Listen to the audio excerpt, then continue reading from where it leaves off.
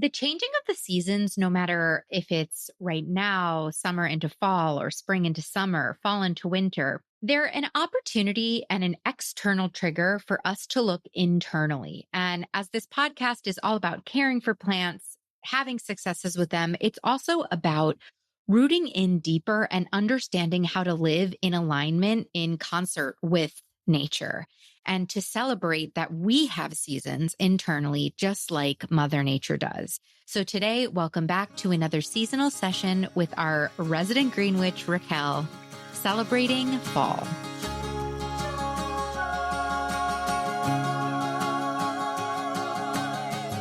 Welcome to the Growing Joy with Plants podcast, where we not only learn how to care for plants successfully, but how to simply and affordably use our plant babies to cultivate more joy in our lives by doing so. I'm Maria, former plant killer turned happy plant lady, author of Growing Joy, the Plant Lover's Guide to Cultivating Happiness, speaker, podcaster, and most importantly, your new best plant friend. On Growing Joy with Plants, you'll find conversations about houseplant care, gardening tutorials, and wellness through the lens of plants. Plant care is self-care on Growing Joy.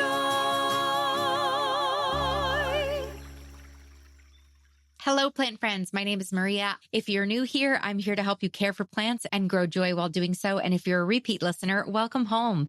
Welcome back. It's such an honor and a privilege to be alongside you as you grow an incredible indoor and outdoor garden, and an internal garden as well. Houseplants, outdoor garden, and an internal garden in your own life with your health and wellness. And this episode, this mini series that I've done with Rachael of Our Infinite Nature, is definitely an amazing invitation to deepen your connection with your plants, whether they're your house plants or your garden plants or your property, the trees on your property, by syncing with the seasons.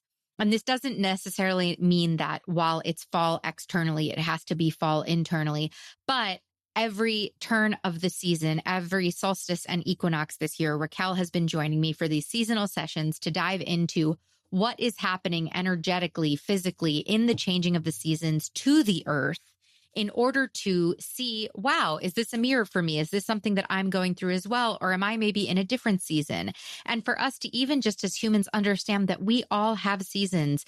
I think sometimes modern society forces us to think that we should be in spring and summer and growth and pushing all the time. But there is a time for rest. There is a time for reflection. There is a time for enjoying a harvest and then taking a step back, which is very much what fall is about. And today's entire episode is a deep dive into fall, what's happening in the fall with the earth, what's happening in the fall and in the autumnal equinox in the skies, and what's happening with ourselves.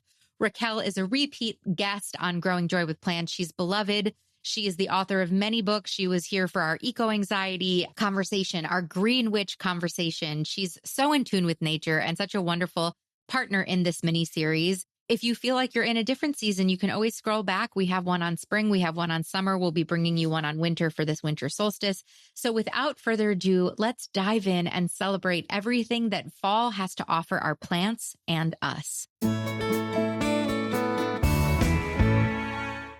Rachael, welcome back for our fall session. So excited to have you today. Thank you for having me. As you know, I absolutely adore being here. I adore being here, and I adore being connected to you with our roots. We just had a very beautiful moment offline. You caught me in the middle of the day where I'm in a day where I'm recording 3 podcasts. It's crazy. I'm moving. It's all this crazy stuff. And we practiced what we preached. We just dropped in for a minute and we allowed our little roots to touch via the mycelium network in the energy. And that was really beautiful. So I highly encourage whenever you're catching up with a friend, take a deep breath and drop in and let your roots connect to each other. That was really special. It was very tingly. I got all excited. So where do we find you? The last conversation we had was for summer. Where do we find you today? Like, what does your summer season look like for yourself? And what are you excited about with fall? Oh, wow. Okay. So it's kind of hard to actually admit to myself that summer's over. What just happened? I know.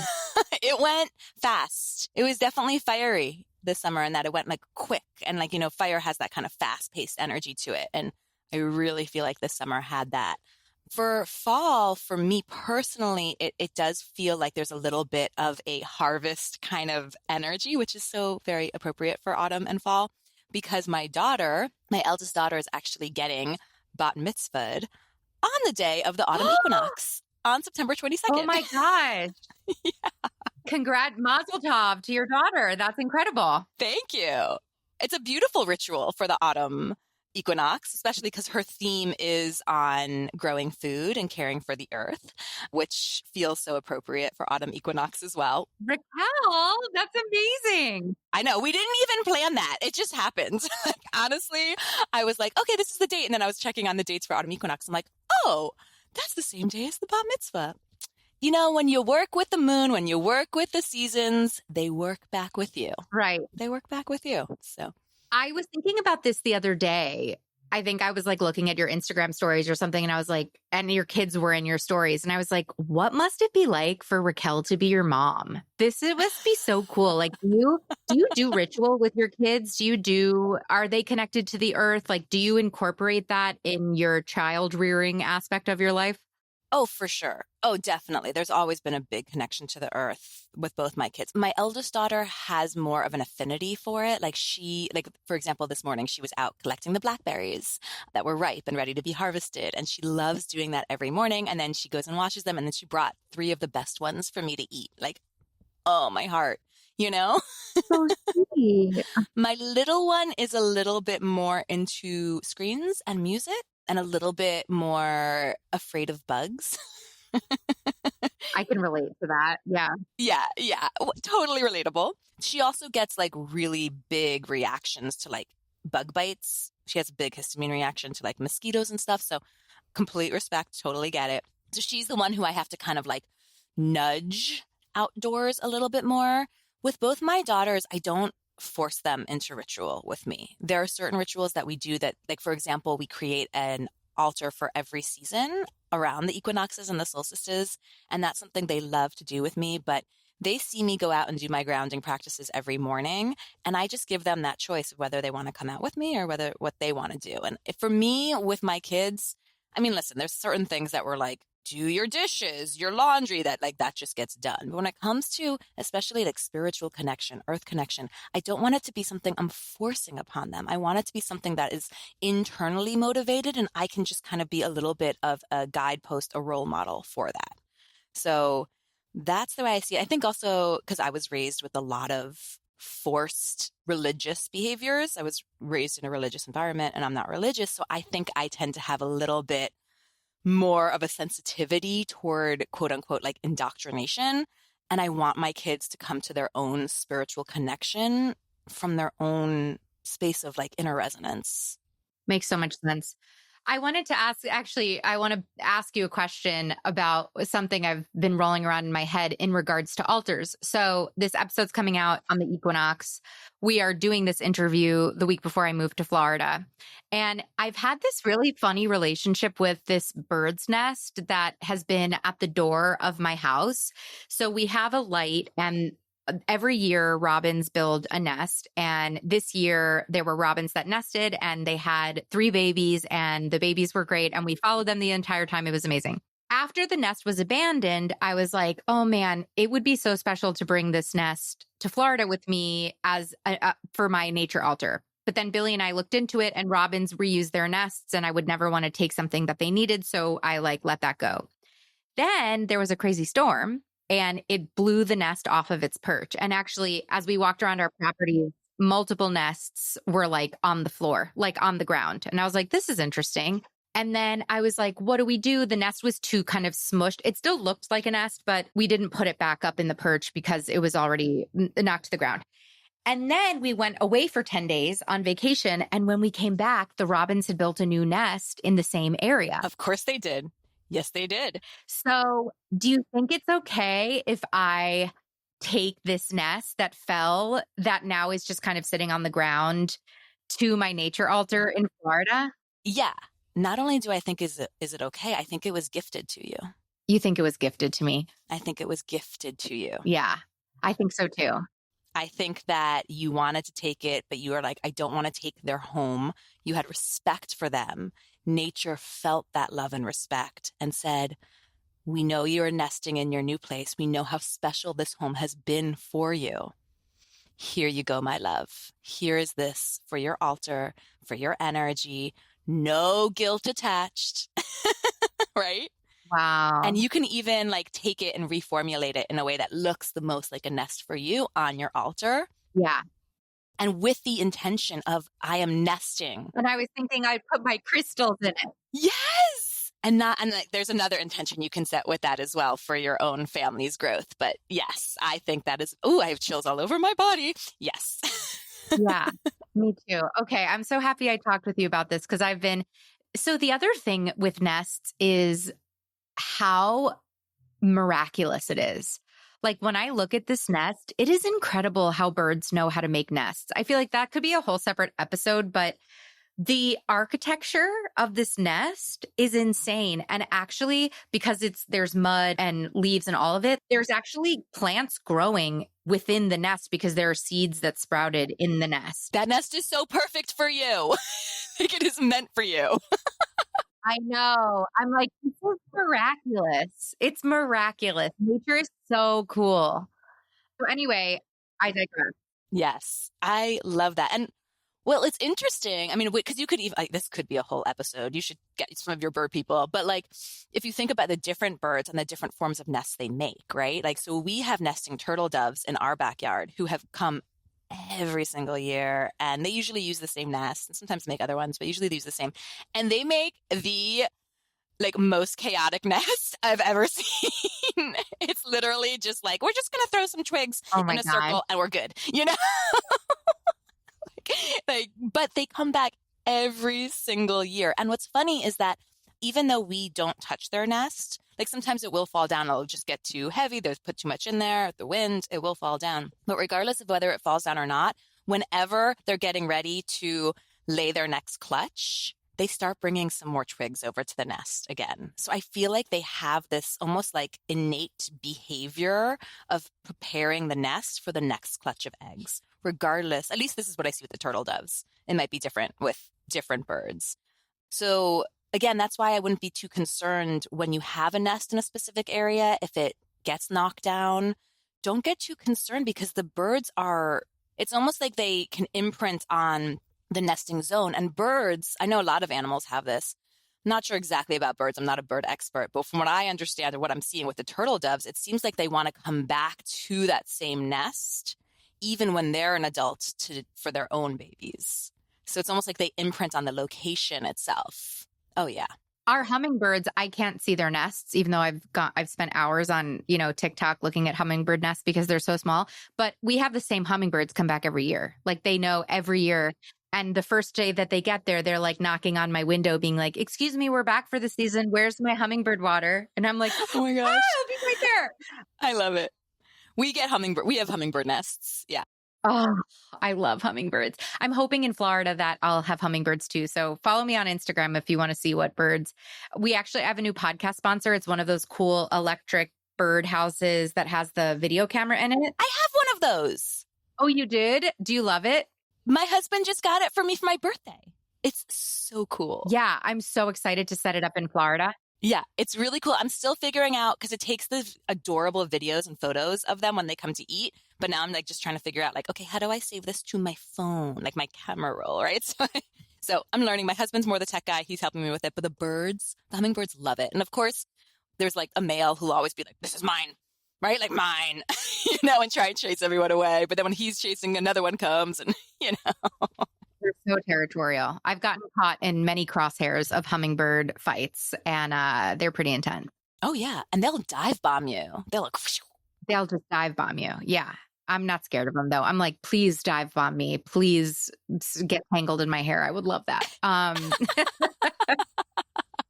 like, come sit on my shoulder. I love you so much. Okay. Well, we're here to talk about the fall, which could be interpreted as a nesting season in its own. Well, more winter is nesting, but it's the startup. It's the lead up to it. It's the lead up. So tell us about, we're going to follow the same structure as all of these seasonal sessions.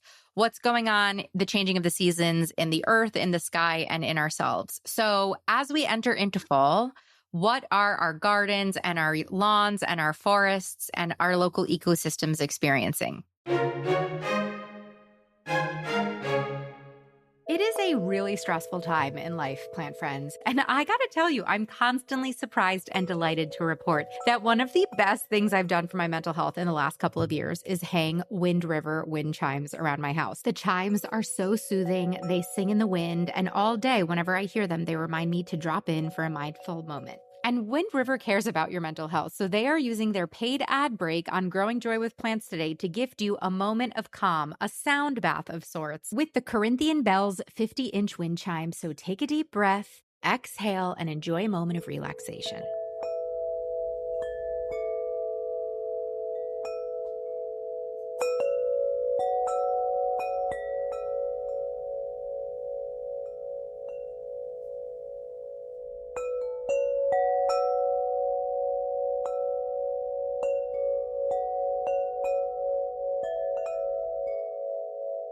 Gift yourself and your loved ones with moments like this, plant friends, with moments of peace, moments of joy with the Wind River wind chime. Use the code GROWINGJOY at checkout to get a free engraving on any engravable wind chime. So you get a free way to personalize the wind chime with a name, an anniversary date, or a special message. It's so perfect for gifting season. Head to windriverchimes.com to listen to all of the different melodious options. The one you're listening to is the Corinthian Bells 50-inch wind chime, and use the code Growing Joy at checkout at windriverchimes.com for that free engraving to add a special element to your gift. That's windriverchimes.com with code Growing Joy at checkout. This fall, if you are in planting mode, whether you're planting your cold, hardy crops, whether you're getting ready for Thanksgiving, whether you're maybe in a warm climate and you're planting your edibles, wherever you're growing, whatever you're growing, you should be doing it with Espoma Organic. Espoma Organic is a 90-year-old family-owned and operated company dedicated to making safe indoor and outdoor gardening products for people, pets, and the planet. Espoma offers high-quality options for whatever you're growing, whether you're growing indoors with houseplants or outdoors. So if you're growing outdoors, you can start your seeds in their seed starting mix. That's what I'm doing with some flowers starts that I have. And then you're going to plant them in your garden with Biotone Starter Plus plant food. Plant friends, Biotone has been like one of the main advantages I feel like I've had in my garden. It is a starter plant food that you plant when you plant up a seedling. It helps your plants grow larger root mass. It reduces transplant loss. It's incredible. And I accidentally forgot to put Biotone in one pot, and the difference between that pot and like how lush the vegetables were versus the Biotone pot when I grew food this summer was wild. So anyway, I highly recommend Espoma Organic Biotone. Then you pot the plants up with their large array of garden soils, compost, and potting mixes for whatever your container or in-ground gardening needs are. And then you can continue to feed your plants with their line of fertilizers called Tones. They have a tone or a fertilizer for whatever you're growing, whether it's flowers or vegetables or bulbs or trees. And if you're a houseplant enthusiast like I am, keep it simple. Plant all your houseplants in their general potting mix. They also have a cactus succulent mix for your more cacti, arid-loving plants. And then I love their liquid indoor houseplant food. It's so simple. It's a liquid. You literally use the cap to measure the amount of liquid you need, dump it in your watering can, water, and you're done. It takes the confusion out of fertilizing houseplants. And to top it all off, they have a huge sustainability commitment with 100% solar-powered plant, zero-waste manufacturing, and eco-friendly packaging. To learn more about Espoma's indoor and outdoor products, visit espoma.com to see where your local Espoma dealers are. Or you can click the link in the show notes to go to my Amazon storefront where I have a curated list of my favorite Espoma products. Thanks, Espoma.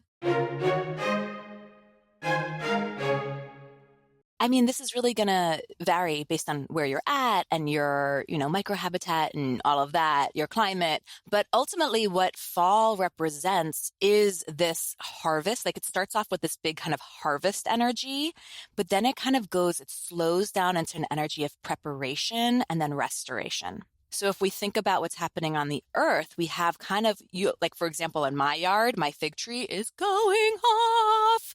All summer long, it's growing figs, and like growing like gangbuster, like just so much growth. But those figs don't actually get soft, and I can't start harvesting them until like the end of August into September. So it's just a lot of harvest. And for a lot of people who are in your gardens, you're probably going to be doing a lot of your last harvests. You might also be doing a lot of pruning, a lot of cutting back, a lot of preparing for the wintering of your garden, the more dormant season of your garden, depending on your climate. Of course, some of us can garden all year round. But even if we are people who garden all year round, we're probably going to be thinking about doing a bit of a changeover between our more summer produce and now moving into more of our winter produce. So like clearing up the tomatoes, the basil, some of the softer lettuces, and bringing in things more like the broccoli, the cauliflower, the kales, those harder cruciferous. How do you say that word? Cruciferous. Thank you. I say cruciferous. Yeah. Okay. Yes, I believe you're correct. Sometimes I see the word and then I'm like, how do I actually say it? You know what I mean? So some of those like hardier winter vegetables and produce, getting rid of the sugar snap peas and putting in your pole peas, things like that. Now, if you're going to go into winter, this is your time to really cut back your garden, maybe even mulch it or cover it up a little bit so that soil can have nice coverage so it can do its nice little like marination and allow all those microbes and fungi within the soil to like eat decayed things and kind of create its own compost again, right? So you could put compost on your gardens at that time too, just to kind of feed the soil, nurture the soil itself. Now, when we're thinking about just looking around, I mean, when we think about autumn, I can just ask you, especially where you live, Maria, like, what does autumn look like? Well, I mean, I live in the Catskills, at least. It's fall foliage center. I mean, people come from all over the country to be in my backyard and see, the gorgeous fall. And I think there's something so poetic with the leaves turning in the fall where it's this spectacular celebration of these leaves dying and falling to the ground, right? Like, let's talk about that a little bit, because I feel like death isn't celebrated the way it is in regards to fall, if you really think about it. Yeah. And I think it's really important for us to recognize that nature celebrates death. Nature, like I think we're taught as humans that death is in opposition to life. Death is not in opposition to life. Death is a part of the life cycle. It belongs to life. It belongs to life, right? And I think autumn and winter are such beautiful representations of that. But what I love about the leaves changing color and the beauty of that is ultimately what's causing those leaves to change color. Lack of productivity. Oh, okay. Yeah. Following. It's the lack of productivity. They're getting rid of that green chlorophyll. The green chlorophyll is what creates the productivity within the plant, what allows them to photosynthesize and create energy, productivity. But as the seasons change, as the days get shorter and colder, that chlorophyll's like, I'm done. Like I'm out, I'm tapped out. Time to replenish, right? And so it stops creating that green chlorophyll. And so the other chemicals within the leaves, things like tannins and other things that I am not a chemist, so I don't know all of them. Those have different colorations to them. Those get amplified. And so we get these gorgeous reds and golds and burgundies and browns. And all of that beauty is coming from us stopping to produce. How beautiful is that as a message for us? So important. Yeah. So important. And like when I was kind of reading up and getting ready for this call, like that was the thing that just was shining to me, was it's like, notice the beauty that comes when we stop focusing solely on productivity. Yeah, because I just want to like sit with that for a minute, because I feel like people think about stopping being productive in quote unquote winter, which is like the ultimate rest period, but it's really fall that slows you down. Like spring ramps you up for the summer, fall ramps you down for the winter. And it's important. It's such an important part. And it's interesting, not to like make this about weight loss, but it was so interesting that like I have a pretty intense workout routine right now as I'm building muscle. And I went to Spain and we just like walked a lot, and I wasn't able to like lift heavy weights. And came back, didn't really get into my workout routine as quickly as I normally do. And I like lost 5 pounds, not working, like not doing the traditional weightlifting and stuff like that. But it was in the like rest and in the lack, I guess, quote unquote, lack of productivity that my body was able to like kind of reset and release. And I think That's so interesting. And it's a subtlety. I also think about, I just harvested my first round of potatoes. Oh my I gosh. grew in a grow bag and it was so fun. It was so fun to harvest them. But also, you had mentioned earlier the like preparing. So, like, yes, I harvested the potatoes. Fall is all about the harvest and the abundance and celebrating that. But then also, I had to prepare to cure the potatoes and to store them and to clear all of the old leaves that had died back and the soil. Like, it's not just about the abundance of the harvest, it's also about what comes after. Yeah. So if you can kind of think of that period of time from summer solstice to autumn equinox as this like productive growth, celebration, and harvest energy. And then as we move from autumn equinox into winter solstice, we have this harvest, preparation, restoration energy. I mean, we know that things aren't actually linear, but that's kind of linear. And that first we harvest, then we prepare what we've harvested. Like back in the day before we had fridges and grow houses and food growing all year round, like people would be canning foods, they'd be storing foods, they'd be preparing for those months of winter where you're not going out and harvesting food or going out and hunting. Like you're living off the stores that you've accumulated, right? So harvest would be, autumn would be a big time of that, like canning and salting and, just preparing all the food to last through those winter months. And then at that point also, we'll be getting more into those colder days. The days shorten. You can really feel the shortening of those days. Now, of course, where we live, we artificially change the clocks. So that creates even more of a shift for us as humans. But even in nature, the days get shorter. That's what autumn equinox is representing to us. Like the equinox itself is when we have the balance as close as we can to equal day, equal night. And then as we continue toward the winter solstice, we have the night getting longer and longer and longer, and the day getting shorter and shorter and shorter. And we feel that. And the plants feel that. And I think sometimes when we look at especially the gorgeous foliage of fall, of autumn, we can really look at that as the beauty of the slowdown. There's still productivity happening. The plant's still moving waters and energies up and down. It's really when all those leaves fall that we can be like, it's that slow death of winter, right? It's that quiet space of winter. And then we can get more into the restoration. But to know that the harvest, the prep, the planning is part of the energies of autumn can actually be really supportive for us because unfortunately, at least where we live in the United States of America, fall doesn't feel like a slowdown. It feels like a ramp up because so many of us, especially those of us who have kids or those of us who work within the school system, are going back to school. And that usually involves lots of shopping and lots of meetings and back to school stuff. And then before you know it, it's like pushing the holiday season. And nature wants us in the holiday season to come together in community and rest more and eat more nurturing foods. But society tells us to buy and to sell and to decorate all the like just to do all the things.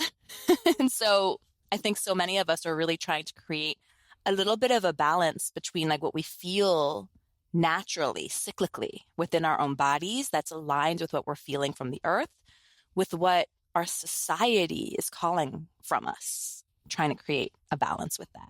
Makes total sense. Yeah. So it's both. It's this harvest. I feel like in our spring conversation and in our summer conversation, it was more singular. Spring was about the like germination and the setting forth. Summer is about the like continued growth. Fall is about the harvest and the slowing down. Harvest and slowing down actually feel like two different energies, but it's almost like they represent both. But I guess that also makes sense as the fall equinox represents both day and night. Yeah. Well, and I think it also is like that transition time, right? So if we're like starting at the autumn equinox, we are probably going to be still in that harvest prep mode. But as we get closer and closer to winter solstice, we're really going to be more in that restoration mode if we allow ourselves to be there. Yeah, totally. Totally. So like ask yourself, listener, like how can you take some of the pressure off of you if you are, someone who feels like the fall is when you have to ramp it up and buy all the things and do all the things, like how can you clear some space for some reset and slow down? Yeah. And also just recognizing part of that harvest energy is to just take a look back and be like, wow, look at all I've done. And congratulate yourself for it. Like really congratulate yourself for that. Like taking that time. That's part of the restoration, is to celebrate what you've done. And just to speak back about like spring and summer, spring feels like a long time ago, so I don't have as much memory of that. But I do remember when we were talking about summer, we were talking about the balancing of that water element with the fire element, right? Yeah, totally. Because nature always wants balance. Nature's always seeking homeostasis of some form, some form of balance. So even when we're talking about the seasons, and the season of fall is air. It's a very airy season. You can think about fall and some of the, storms that come through, the winds that come through. I often feel like you can get that sense of autumn when the winds come with that smell. You know what I'm talking about? Like there's a certain smell to it, and there's a little bit more of like crispness in the air, and you're like, ooh, yeah, it's autumn now, right? So it's represented by the element of air, and the element of air is really the element of our mind, of our thoughts, communication. So when we head into autumn, and I think we're kind of moving into like what's happening within us and a little bit of like what's happening in the sky. As we move to autumn, the autumn equinox happens at the same time as the start of Libra season. The cardinal signs, which are Libra, Aries, Cancer, and Capricorn, the reason they're called the cardinal signs, which means cardinal energy is like starting energy, is because they literally start each season. So for us on the northern hemisphere, Libra starts autumn, Capricorn starts winter, Aries starts spring, and Cancer starts summer. For the southern hemisphere, that's just kind of reversed, but that's for us in the northern hemisphere. And Libra is the cardinal air sign. Libra is represented by the scales of balance, right? So appropriate for equinox energy, which is all about equal day and night. And Libra is all about equality and the community in some ways, like making sure everyone feels heard, feels a sense of belonging. Libra is also very cerebral. My eldest daughter is a Libra. But Libra can also tend to kind of people please. In fact, Libra can get to a point sometimes where they're so concerned about what other people think that they can't even get to like, what do I actually think? So that can be kind of like a shadow aspect of Libra. But when we're thinking about autumn and we're thinking about the start of Libra season, we're really feeling into the element of air and how it can come in and really shift our mindsets. So when I think about autumn equinox, and I think specifically about this particular autumn, where we also have a pretty intense presidential election happening during this time. And there's also eclipse season that's happening during this time as well. For us to really work on the mindset, on reprogramming, on quote unquote training the mind, not letting it run rampant, can be super beneficial. And autumn itself can be very cleansing for the mind. I often think about, I think we talked about this with summer equinox as well, because I think water was coming through for me. But like with the elements of air, I love when it's really windy to just go outside sometimes and like pretend to kind of be like Avatar and be like air, right? And then just let the wind just feel like it kind of cleanses me, just like wipe everything away. Autumn can be great for that, to let the winds of change actually blow through. Oh man, I love that. Particularly as I'm moving and like changing everything about my life. That's a really interesting way to think about it, is to let the air kind of push you in the directions that you're supposed to go. And I think specifically with the mind and with air, like when I think about air, yes, I think about my own mindset, my own thoughts, but I also think about kind of like the ideas that are just floating out there in the muses. Like, did you read Elizabeth Gilbert's Big Magic book? It's one of my favorite books. It's one of my most recommended books that I recommend people. You know how she talks about the idea that not all of our ideas are our own, that they're literally like floating on the air. And sometimes the same idea can be seeded into different people. And so different creatives will all of a sudden out of nowhere be working on the same project. Yep. Wow. So I think it's also a really wonderful time for us to open up to recognize that this is not only just a time to work on our own mindsets, but open to receive the inspiration that naturally wants to float our way. Right. Let the air move you. Like, don't fight, don't stand gripping into the air and like stand your ground in the wind and avoid it, but like actually let it move you a little bit. I love that. Yeah. Be the plastic bag from American Beauty. Do you remember that movie? Yes. Be the Yes. plastic bag. Never will I ever say be the plastic bag, except for in this situation. Our eco-conscious contributor, but I love this. We can make it a lightweight canvas bag, you know? Yeah. I love this. I love this. I love this. So interesting. Anything else happening in the stars that we should be knowing about in this interesting time? You mentioned eclipse season. When does eclipse season start? Yeah. Let me pull out my calendar so I can tell you. I don't want to get too much because eclipse season can be like a whole nother thing, but we have our first eclipse with the full moon on September 17th. It's a super full moon eclipse in Pisces. And then we have the new moon eclipse in Libra on October 2nd. So yeah, it's going to be eclipse season during this autumn equinox. And eclipse season is a really good time for us to go with the flow. Eclipse season is not the time to try and force and control. Eclipse season is the time to ride the waves as best we can and to stay open and receptive to the changes that are coming, the epiphanies that are coming through, and really to just kind of let the universe take the wheel. That's like my mantra during eclipse season is like, I'm riding shotgun. I'm just riding shotgun. You know? I love that. That's so beautiful, especially as we talk about relating it to fall and like the harvest into the preparation and the letting yourself go with the winds, just kind of flowing and letting it look different maybe, you know, because the other thing is if you're looking at fall and like you're looking at this potato plant or this corn plant that you've grown all summer and it looks this way, and then all of a sudden it's not there because you've harvested it, you know, like let things look different. That's been a mantra of mine. And let things go. And let things go. Yeah. Because sometimes we actually have to really completely get rid of plants from our garden. Like just completely pull them out and compost them. Yeah.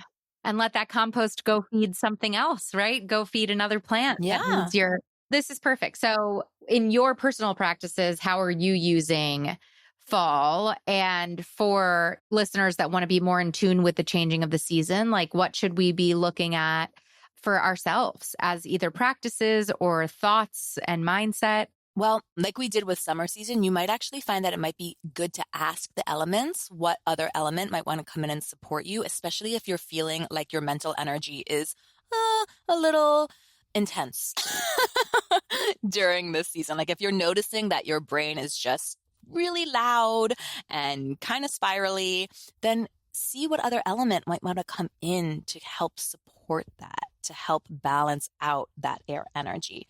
I know personally some things I love to do around autumn equinox is this year it's going to be a little different just because we have the celebration. But usually I always go on a nature walk with my girls and we collect different things to bring back for our altar and we create the altar. I love, love, love bringing out some of the fall decor items, either decorating the front porch or the home with some of the fall things. I love getting some of the pampas grasses from out here that we can kind of clip in different places. I also really like making a kind of like a seasonal meal. This will be the time of year where I'll start bringing out the butternut squashes and the acorn squashes, a lot more of the root vegetables, the pumpkin spice, right? Like it's that time of year. I also, just because I'm in Southern California and we are still pretty warm during this time of year, for me, it's still a lot of mint and fig. I'm eating a lot of fig, typically around autumn equinox, because we have a fig tree that is just very prolific. And this is kind of interesting, and this is just based on my cultural background. For me, being raised Jewish, our high holidays happen right around this time. And so for us, traditionally, for me, autumn always felt like the start of the year because that's when we celebrated Rosh Hashanah, which is the start of the Jewish calendar, of the Jewish New Year.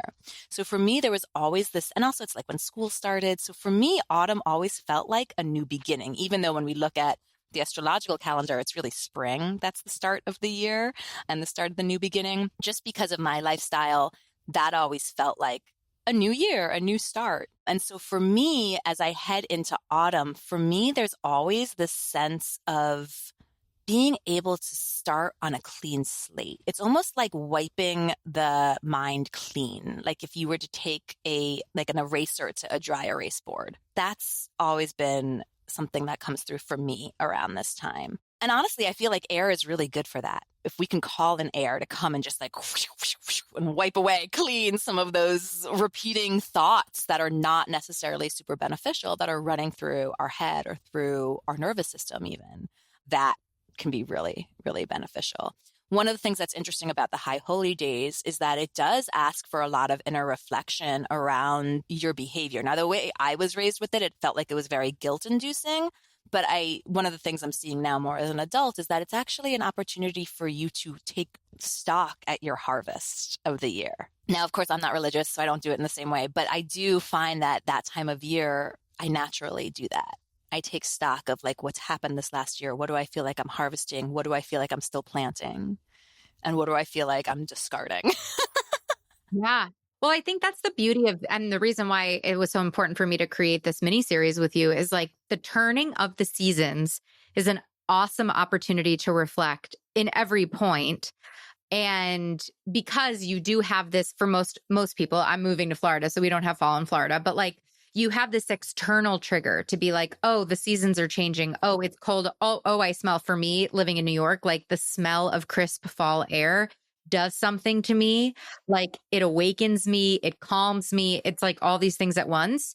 And having this opportunity and this external trigger to be like, oh yeah, let me turn inwards and let me, just like you said, like what is being harvested in my life that maybe I'm taking for granted, right? Because once again, let's just bring everything back to this potato plant. But potatoes, once you plant them, you like kind of leave them alone. They're just kind of there in the corner. You're watching them. You're used to this like little green plant over there.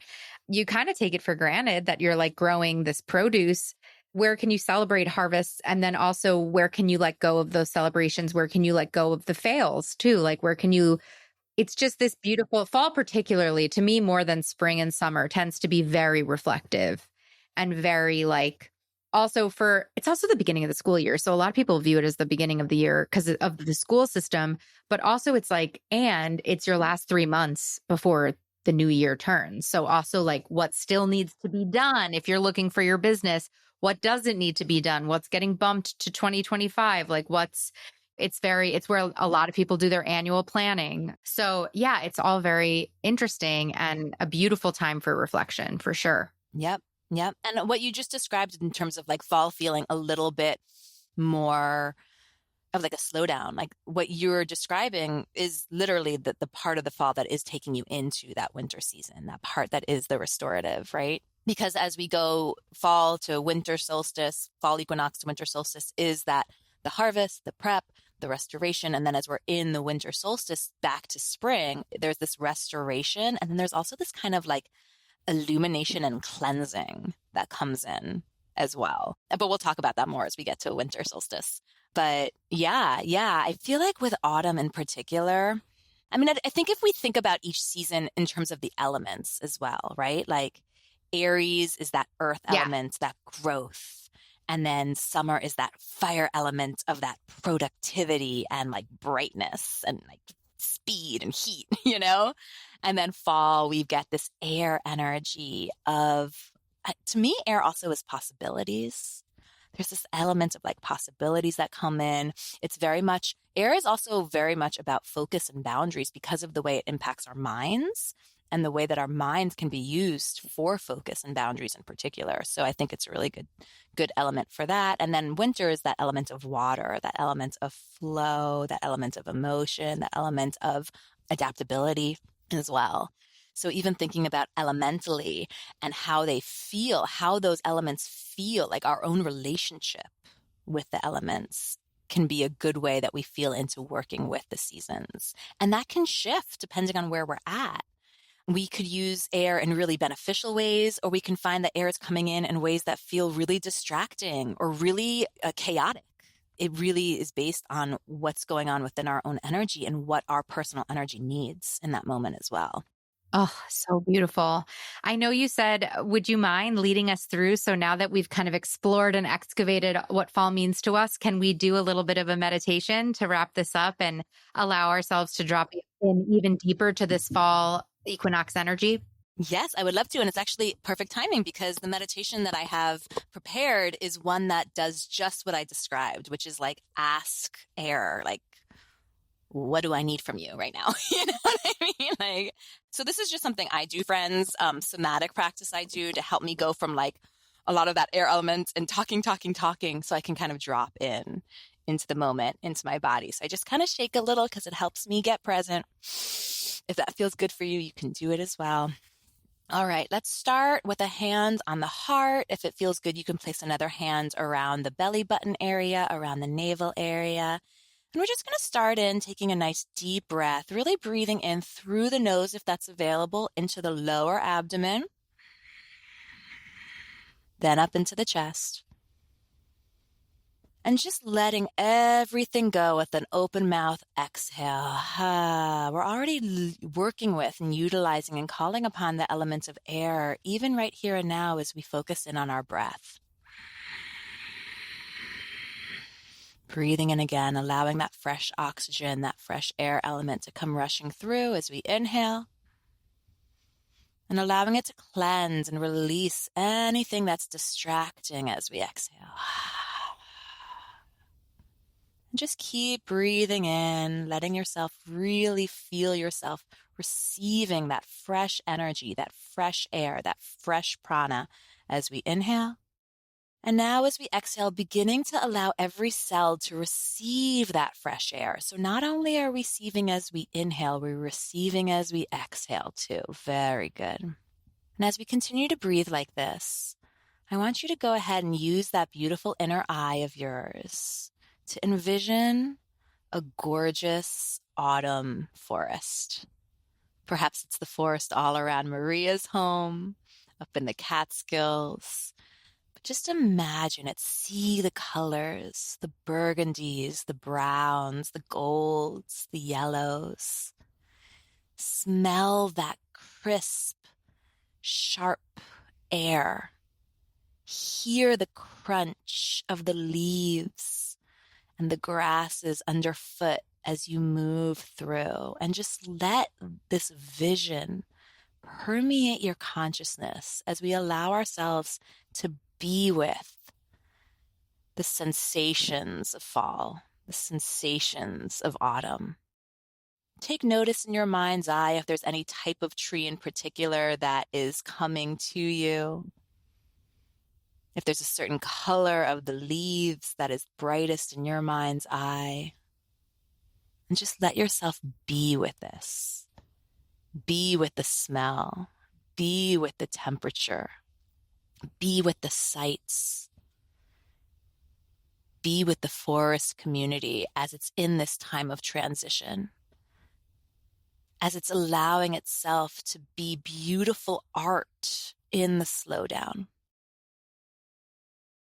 And from this grounded place, from this interconnected place with the forest, we're going to extend our energetic roots now down from our feet and from our sit bone, down deep into Mother Earth, allowing those roots to move through the layer of fallen leaves, layer of humus beneath that, down deep, moving through the mycelial network, finding a place to anchor in, to connect, and now breathing that earth energy up through those roots, all the way up to our heads as we inhale.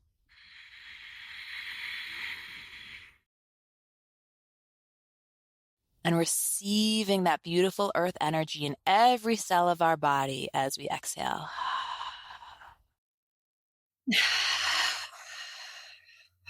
One more breath, just like that, really connecting in with the love, abundance, generosity of earth as we breathe in. And letting your body receive that love and abundance and generosity as we breathe out. Beautiful.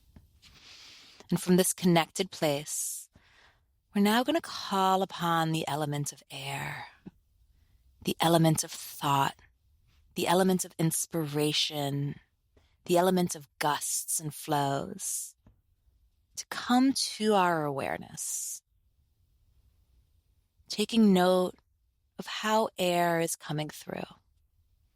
Is it coming through slowly, or is it whipping through your consciousness? Do you feel it coming from your right side or your left? Is it in front of you or behind you? Just notice how air is coming to your consciousness, how it wants to come in. And allow this air to move over your whole being as if she was gently caressing you.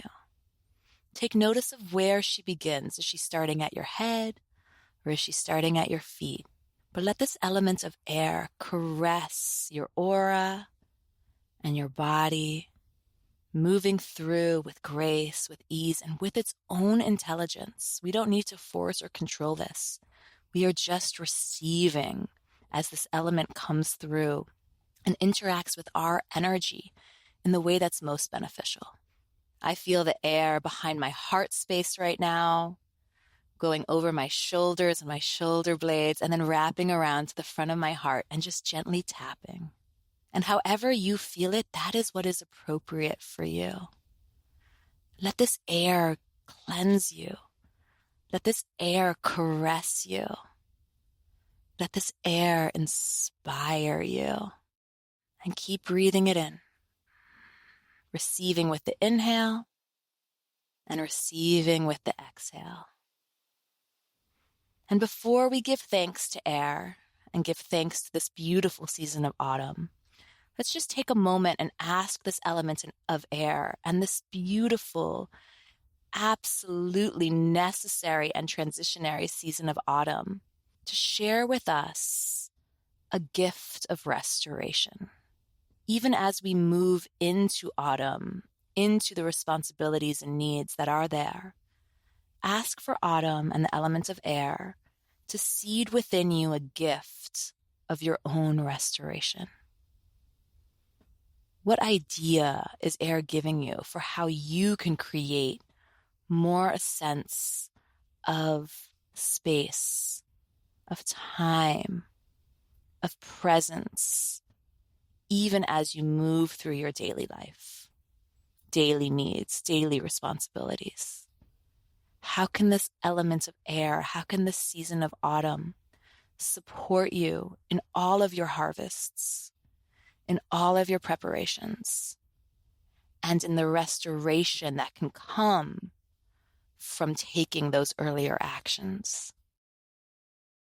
Allow this element of air to bring forth all that you deserve to feel proud of, all that you've done, accomplished, even all that you feel like you failed in, because that is learning too. It is worth celebrating. It is worth harvesting even our failures. So let the air, let that be known to you.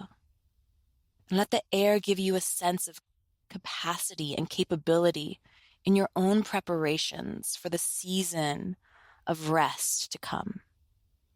What can you do to help create space for more space? Let the air come in and give you a sense of cleansing, a sense of what's possible for you.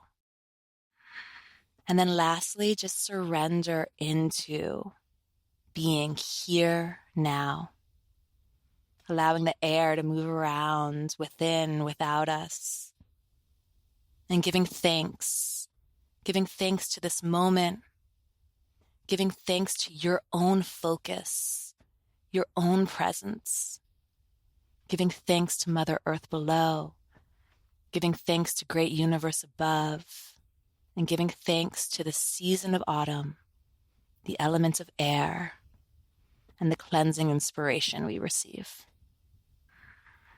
Gently wiggling your fingers and your toes, and when you feel ready, floating open your eyes.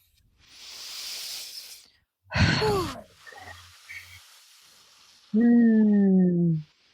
Did something come through for you, Maria? Because I know you got a busy autumn. Oh, yeah. I got a busy autumn. First off, thank you. That was so beautiful. Oh, my pleasure. I think what came through for me was immediately I just heard, let it look different. Let the page turn, like let the season turn, let it look different. And then I also heard, let it be slower than you think. Because I'm so fiery that I'm like, okay, I'm going to move. I'm going to have everything unpacked. I'm going to do this. I'm going to do that. It's all going to be done the first week. And it's like, actually, let's let this pace move a little bit slower. And it just felt very cleansing, like the power of air. I mean, you don't think about it, but like the power of breath is literally moving air through your body, and how I was just letting it like come this like tunnel of just clearing everything, which felt so good. Beautiful. I love that. It was funny because I'm like leading this meditation and I'm like, why am I not getting anything? Like what air is not? And then it came the realization air was telling me I need to be more quiet. And so I was like, well, of course I'm not feeling that when I'm literally talking. Yeah. Oh my God, that makes so much sense. Well, sweet listeners, let me and Rachael know on today's post what came through for you with the meditation. I feel like so grounded and calm and ethereal and like airy. I feel so grounded and airy at the same time right now. Rachael, you're so magical. You have so many amazing offerings and ways to support people. Where can people find you and how can people work with you at this moment? Oh, well, thank you so much. And you are so magical too, my friend. I think that's why our relationship is just so wonderful. It's because you're both so magical. So you guys can find me on IG at Our Infinite Nature Rachael. You can also find me on my website, ourinfinitenature.co. I do have a new Instagram account right now called Intuitive Moon Co. And if you love following the wisdom and energies of the moon, please follow me along there. There's some more exciting stuff coming up with Moon Community stuff coming up as well. And if you want to work with me one-on-one, I offer a lot. So I offer one-to-one sessions, like intuitive sessions, spirit sessions, along with energy transformation sessions, which are a form of Reiki combined with intuitive energy healing. And then I also offer coaching packages. So if you're interested in learning how to cultivate your own spiritual and intuitive connection, specifically utilizing nature as your teacher, along with my support. That's what my coaching is all about. And I offer 4, 8, and 12 session packages for that. And right now, I also have my group coaching program, Intuitive Magic, running. We have that going right now, but that will be opening doors again early 2025. So I'm sure you and I will talk more about that, Maria. Yeah, get on the newsletter. Get on the mailing list, get on the newsletter. I'll also say I've personally worked with you on multiple different occasions in energy. You've done energy work on me. You've also done spirit guide readings. You've also done ancestral readings, helping me connect with my ancestors. And they've all been amazing. You're so magical. And you are also now someone who I'm like, you got to go talk to my friend Rachael about that. Or like, you got to go talk to Rachael. One of my friends just bought a house and it's haunted. And I was like, you got to go talk to Rachael about that. I think she can connect with your ghost. But I'm also like, oh, you're feeling energetically off. Like, you got to go talk to Rachael. Like, she'll balance your energies. She'll balance you right up. So thank you. Yeah, we'll make sure everything's linked in the show notes. And I can't wait for our winter session coming soon. Same. I can't wait for all of our sessions because I just love talking with you, Maria. Yeah. I just love being in your energy and we are such kindred souls. So much love to you. Truly, very thankful for you, friend.